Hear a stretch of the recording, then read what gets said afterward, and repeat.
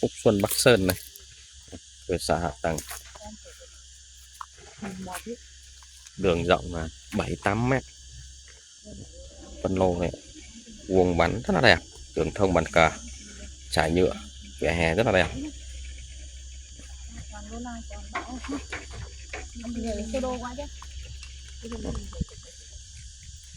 Xung quanh view núi, view biệt thự nhà vườn, phong cảnh hữu tình. Tất cả các đường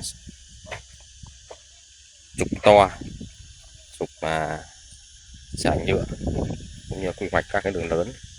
Quanh đất chỉ khoảng trên dưới 100 mét thôi.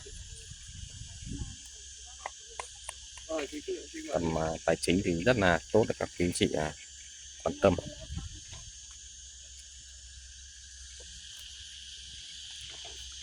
Những quỹ đất bất động sản còn rất là tiềm năng.